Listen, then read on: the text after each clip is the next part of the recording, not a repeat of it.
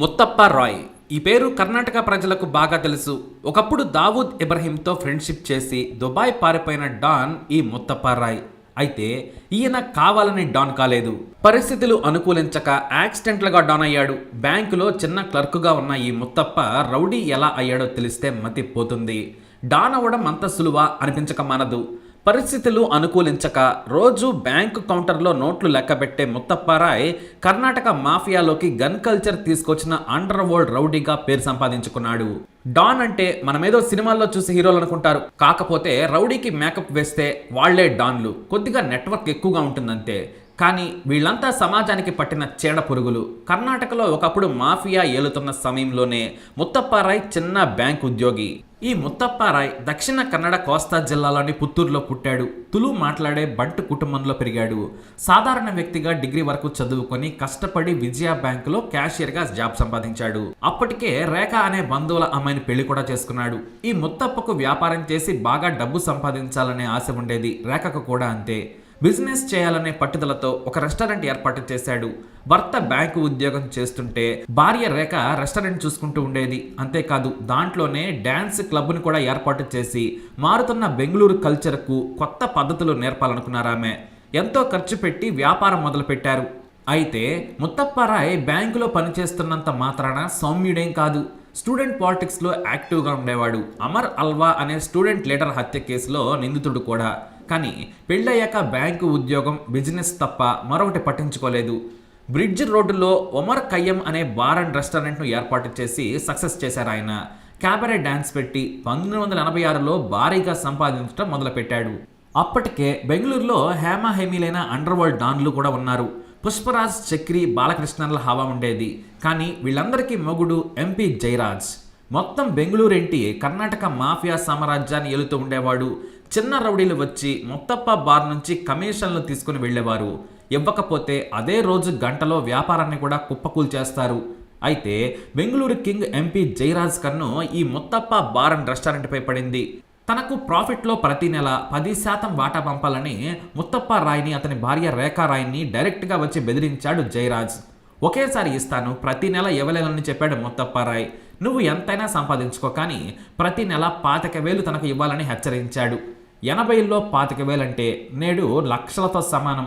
కొన్నాళ్ల పాటు జయరాజ్ మాట విన్న కింది స్థాయి రౌడీలు కూడా మామూలు వసూలు చేసేవారు.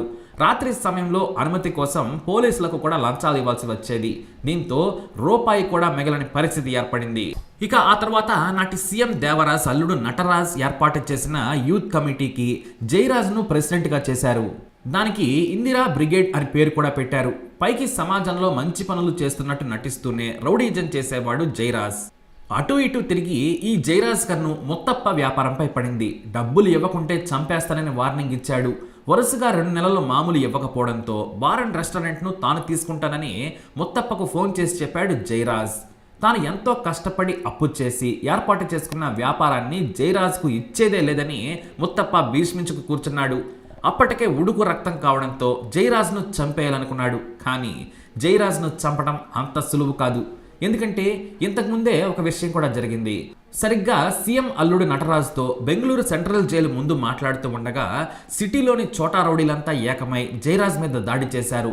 తుపాకులతో దాడి మొదలు పెట్టడంతో వేగంగా ఆ జైల్లోకి పారిపోయాడు.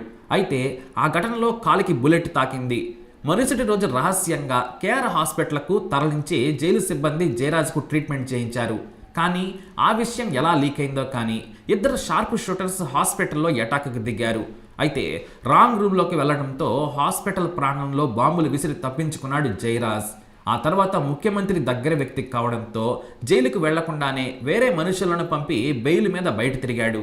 అంటే నాడు పుష్పరాజ్, చక్రి లాంటి డాన్లే జయరాజ్ను చంపలేకపోయారు. మరి ముత్తప్ప ఎలా చంపగలడు అనేదే ప్రశ్న. అయితే ముత్తప్ప చాలా పర్ఫెక్ట్గా ప్లాన్ చేశాడు. రౌడీ అనేవాడికి బ్రెయిన్ ఉండాలని నిరూపించాడు. జయరాజ్ 120 కిలోల బరువు ఉంటాడు. అతను కారు ఎక్కాలన్నా దిగాలన్నా కనీసం 2 నిమిషాల సమయం పడుతుంది. వయసు 40 ఏళ్లైనా భారీ కాయం కావడం అతనికి అది మైనస్గా మారేది. అందుకే ఎప్పుడూ మనుషులను సెక్యూరిటీగా పెట్టుకుంటాడు. పోలీసుల ముందే లైసెన్స్ లేని తుపాకులను అనుచరులకు ఇచ్చి హవా నడిపించుకున్నాడు. ముత్తప్ప స్వయంగా జయరాజ్ను చంపాలి అని మనసులో అనుకున్నాడు. అతను బ్రతికి ఉన్నా ఎదురుగా వచ్చినా ఏమీ చేయలేడు. అందుకే తాను డబ్బు సంపాదించడానికి వ్యాపారం చేయడానికి జయరాజ్ అడ్డంకి. కష్టపడి పెట్టిన బార్ అండ్ రెస్టారెంట్ మీద 4 డబ్బులు వస్తున్నాయి. పైగా ఖరీదైన ప్రాంతాల్లో మరో 2 బ్రాంచ్లను ఏర్పాటు చేసేందుకు భారీగా అధికారులకు లంచాలిచ్చి లైసెన్సులు తెచ్చుకున్నాడు. దీంతో తనకు పరిచయం ఉన్న పాత నేరస్తులను పోగేశాడు. తాను ట్రిగర్ నొక్కుతాను, బ్యాకప్ ఉంటే చాలని తన మనుషులను ఒప్పించాడు. అంతేకాదు, జయరాజ్ను హత్య చేస్తే బెంగుళూరే కాదు, స్టేట్ మొత్తం మనల్ని ఎవ్వరూ ఏమీ చేయలేరు. అతన్ని చంపాలనుకున్న వారంతా మనల్ని చూస్తే భయపడతారని చెప్పాడు ముత్తప్ప. స్పాట్ ఫిక్స్ అయింది. జయరాజ్ను చంపేందుకు బయటి వారిని నమ్ముకోలేదు ముత్తప్ప. తానే కారులో స్వయంగా జయరాజ్ రాకపోకలను గమనించాడు. పోలీసులకు లంచాలిచ్చి ఏ స్టేషన్లో ఏ కేసుంది, ఏ రోజున కోర్టుకు వెళ్తాడని తెలుసుకున్నారు. అయితే 21 నవంబర్ 1989న ఉదయం 7 గంటలకే సిద్ధాపురం స్టేషన్కు వచ్చి జయరాజ్ అతని మనుషులు సంతకాలు పెడతారని ముత్తప్పకు తెలిసింది. అంతేకాదు, బెయిల్ రద్దు కావడంతో 22 నవంబర్న బెంగళూరు సెంట్రల్ జైల్లో జయరాజ్ లొంగిపోనున్నాడు. దీంతో లాయర్ను వెంట పెట్టుకుని ఉదయం వస్తున్నాడని తెలుసుకున్నాడు ముత్తప్ప. తనకు కొత్త అయినా సరే మంచి ఖరీదైన తుపాకీని తెచ్చుకున్నాడు. ఇక తనతో పాటు ఆపరేషన్ జయరాజ్లో 6 కత్తిలాంటి యువకులను ఎన్నుకున్నాడు ముత్తప్ప. వారి భవిష్యత్తుకు తను భరోసాని చెప్పాడు. ఎవరైనా సరే ప్రమాదవశాత్తు చనిపోయినా కుటుంబం మొత్తం నేను జీవితాంతం పోషిస్తానని హామీ ఇచ్చాడు. ముందుగానే ఆ రోజుల్లోనే ఒక్కొక్కరికి ₹1,00,000 చేతిలో పెట్టేశాడు. ముఖ్యంగా నమ్మకమే ముత్తప్ప పెట్టుబడి. ఇక నవంబర్ 21, 1989న సిద్ధాపురం పోలీస్ స్టేషన్లో సంతకం పెట్టి ఉదయం 7 గంటల 2 నిమిషాలకు బయటకొచ్చాడు. అతనితో పాటు జయరాజ్ తమ్ముడు ఉమేష్, లాయర్ వర్ధమానయ్య, మరో 2 మనుషులు ఉన్నారు. బాడీగార్డ్స్ అతని వెంట రాలేదు. ఒకటే వాహనం ఉంది. మామూలుగా 3 వెహికల్స్లో మంత్రి రేంజ్లో తిరిగేవాడు జయరాజ్. అతని కర్మేమో కానీ ఒక్కడే ఒకే వాహనంలో వచ్చాడు. ఇదే సమయం అనుకున్నారు. ప్లాన్లో భాగంగా తన మనుషులను బైక్పై వేగంగా పంపి కారుపై కాల్పులు జరిపించాడు. అంతేకాదు, అంబాసిడర్ కారుకు ఎదురుగా వెళ్లి బుల్లెట్లు అయిపోయే వరకు కాల్చారు. ఒకటి డ్రైవర్ తలకు తాగడంతో స్పాట్లోనే చనిపోయాడు. కారు అదుపు తప్పి పక్కనే ఉన్న మురికి కాలువలోకి వెళ్ళింది. ఇదే సమయమని ముత్తప్పారాయ్ అతని మిగతా 4 అనుచరులు తుపాకీతో కాల్పులు మొదలుపెట్టారు. లాయర్ కారు దిగి పడుకున్నాడు. ఇక అతని తమ్ముడు పారిపోతుండగా చనిపోయాడు. ఇక లావుగా ఉండడంతో కారు దిగి పారిపోయేందుకు ప్రయత్నించడంతో జయరాజ్ తలలోకి సూటిగా బుల్లెట్ను దించాడు ముత్తప్ప. అతను చనిపోయాడు అని దగ్గరకు వెళ్లి నిర్ధారించుకున్నాడు. ఈ ఘటనలో లాయర్, జయరాజ్ 2 అనుచరులు ప్రాణాలతో బయటపడ్డారు. లాయర్ను బయటకు పిలిచి, బెంగుళూరు డాన్ జయరాజ్ను ముత్తప్పారాయ్ చంపాడని అందరికీ చెప్పు, నిన్ను ప్రాణాలతో వదిలేసినందుకు ఈ సాయం చేసి పెట్టమని సినిమా స్టైల్లో వార్నింగ్ ఇచ్చాడు. జయరాజ్ను ముత్తప్ప చంపాడు అని పోలీసులకు, అండర్ వరల్డ్కి మొత్తానికి పాకిపోయింది. మరుసటి రోజు ముత్తప్పారాయ్ని అరెస్టు చేశారు పోలీసులు. కానీ సాక్ష్యాలు లేకపోవడంతో వెంటనే బెయిల్ మీద బయటకు వచ్చేశాడు. ముత్తప్పను తమ దగ్గరకు రావాలని, తమతో పనిచేయాలని అండర్ వరల్డ్ డాన్లు, సీఎం అల్లుడు నటరాజ్ సైతం ఫోన్లు చేశారు. ఓవర్ నైట్లో డాన్ అయిపోయాడు ముత్తప్ప. ఆ తర్వాత సెటిల్మెంట్లు, భూ ఆక్రమణలు, హత్యలు ఒకటేమిటి అన్నీ చేయటం మొదలుపెట్టాడు. 1990లో ఆయిల్ బిజినెస్ మీద ఎక్కువగా దృష్టి పెట్టేవారు డాన్లు.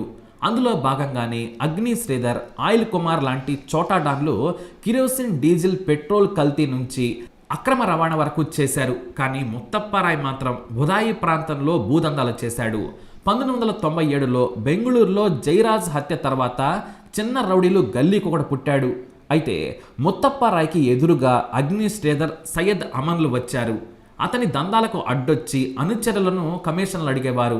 ముత్తప్పారాయ్ ఎక్కడో ప్యాలెస్లో కూర్చొని ఊరు పేరు తెలియని చోటా రౌడీలకు డబ్బులిచ్చి హత్యలు చేయించేవాడు. అసలు హత్య చేసిన వ్యక్తికి కూడా తాను ముత్తప్ప కోసం పనిచేస్తున్నానని తెలియకపోయేది. కావాలంటే 1,00,000 ఇచ్చే దగ్గర 10 లక్షలు పడేసి చంపించేవాడు. తానే చేశానని సాక్ష్యం లేకుండా పని ముగించడంలో ముత్తప్ప దిట్ట. ఇక ముత్తప్ప బయటకు వెళుతుంటే ఫేక్ ముత్తప్ప మాదిరిగా ఖరీదైన కారులో వెళ్లే ఒక వ్యక్తితో పాటు 10 వాహనాలు ఎస్కట్గా వెళ్లేవి.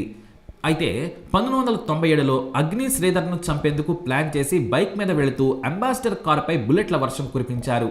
కానీ అందులో డ్రైవర్ మాత్రమే ఉన్నాడు. ఆ ఘటనలో డ్రైవర్ శ్రీను చనిపోయాడు. నాటి నుంచి అగ్ని శ్రీధర్ బయటే కనిపించలేదు. ముత్తప్పకు ఎదురు వెళ్లలేదు. మరోవైపు ఇంటర్నేషనల్ డాన్ శరత్ శెట్టి యుఏఈలో ఉంటూనే ముత్తప్పతో పరిచయం పెంచుకొని తన పనులను నడిపించేవాడు. అలా శరత్ శెట్టి నుంచి దావూద్ ఇబ్రహీంను కలిసేందుకు దుబాయ్ వెళ్ళాడు ముత్తప్పారాయ్. పైగా నాడు ఐపీఎస్ ఆఫీసర్లు గోపాల్ బి హెసూర్ లాంటి వాళ్ళు భయం అంటే ఎలా ఉంటుందో డాన్లకు రుచి చూపించారు. యంగ్ ఐపీఎస్లు వచ్చిన తర్వాత ఒత్తిడి పెరగడంతో దుబాయ్ నుంచి ఇక తిరిగి రాలేదు ముత్తప్ప. 2000 సంవత్సరం వరకు దుబాయ్లోనే ఉన్నాడు. తన పిల్లలను సింగపూర్ లో చదివించాడు. ఇతనికి రాకీ, రిక్కీ అనే 2 కొడుకులున్నారు. డాన్ కొడుకులకు ఆ రేంజ్ పేర్లుండాలని అలా పెట్టుకున్నాడు. 2000 సంవత్సరంలో ఎమ్మెల్యే వసంత్ అస్నోతికర్ ను మరో బుల్లి డాన్ దిలీప్ అర్జున్ నాయక్ 100 కోట్ల డీల్లో భాగంగా కాల్చి చంపి దుబాయ్ పారిపోయాడు. దీంతో అతన్ని పట్టుకునేందుకు ప్రభుత్వం నుంచి, మీడియా నుంచి ఒత్తిడి పెరిగింది. మొదట ముత్తప్పను ఎస్ఐగా ఉన్నప్పుడు విజయ బ్యాంకులో కాలర్ పట్టుకొని ఈడ్చుకొచ్చిన వ్యక్తి లవకుమార్. అతను Bengaluru assistant commissioner of police అయ్యాడు. Daring and dashing police officer ఈ లవకుమార్. దుబాయ్లో లవకుమార్కి తెలిసిన వ్యక్తి ముత్తప్ప మాత్రమే. వెంటనే ముత్తప్ప రాయ్కి ఫోన్ కొట్టాడు. తనకు దిలీప్తో మీటింగ్ ఏర్పాటు చేయాలని కోరాడు. అంతకు మించి ఒక్క మాట ఎక్కువ మాట్లాడలేదు, తక్కువ మాట్లాడలేదు. వెంటనే ఫోన్ పెట్టేశాడు లవకుమార్. ఆ తర్వాత వారమే లవకుమార్ తన టీంతో వెళ్ళి దిలీప్ను ఒక హోటల్లో కలిశారు. అది ముత్తప్ప ఏర్పాటు చేసిన మీటింగ్. లవకుమార్ను కాదంటే కర్ణాటకలో అండర్ వరల్డ్తో కిష్కిందకాండ ఆడుకుంటాడని తెలుసు. అందుకే ఎమ్మెల్యేను చంపినందుకు దిలీప్ను ఇండియా రావాలని కోరాడు. తానేమో రానన్నాడు. అప్పటికీ మన దేశానికి తూర్పు ఆసియా దేశాలతో నేరస్తుల అప్పగింత ఒప్పందం లేదు. దీంతో విచారించి కీలక సాక్ష్యాలు సేకరించి తిరిగి వచ్చేశారు. దుబాయ్లో దావూద్తో, శరత్ శెట్టితో కలిసి దందాలు నడుపుతూ ఎంజాయ్ చేస్తూ ఉన్నాడు ముత్తప్ప.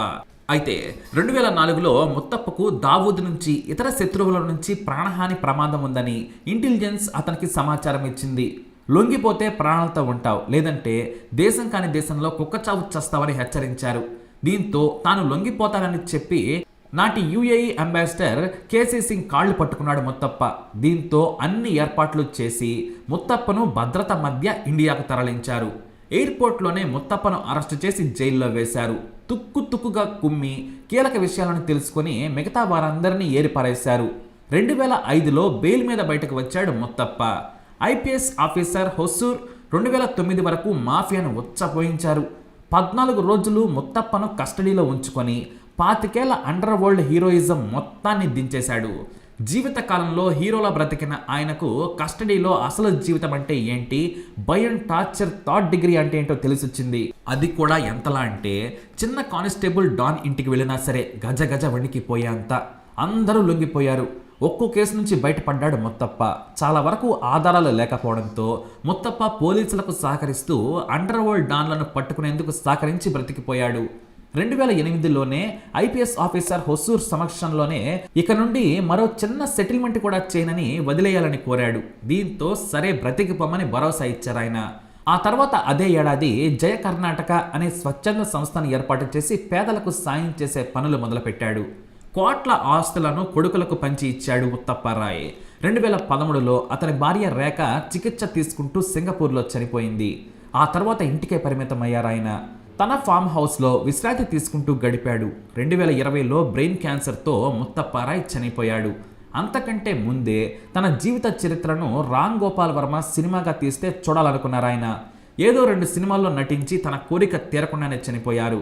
అంతటితో ముత్తప్పరాయ్ శకం ముగిసిపోయింది. అయితే హీరోయిన్ సంజన డ్రగ్ కేసులో ముత్తప్పరాయ్ కొడుకు రిక్కీ కూడా ఉన్నట్లు వార్తలొచ్చాయి. అతని ఫామ్ హౌస్లో కూడా పార్టీలు జరిగాయని, అతన్ని కూడా పోలీసులు అరెస్ట్ చేసి జైలుకు పంపారు. కొన్నాళ్లకు బెయిల్ మీద బయటకు వచ్చాడు. అలా ముత్తప్పరాయ్ శకం ముగిసిన ముత్తప్పరాయ్ కొడుకులు ఎంజాయ్ చేస్తూ బ్రతుకుతున్నారు. మొత్తానికి ద గాడ్ ఫాదర్ ఆఫ్ బెంగళూరుగా పేరు సంపాదించుకున్నాడు ముత్తప్పరాయ్. మరి ఈ స్టోరీపై మీ అభిప్రాయాన్ని కమెంట్ ద్వారా తెలియజేయండి. అలాగే వీడియోని లైక్ చేయండి, షేర్ చేయండి, మా ఛానల్ని సబ్స్క్రైబ్ చేసుకోండి.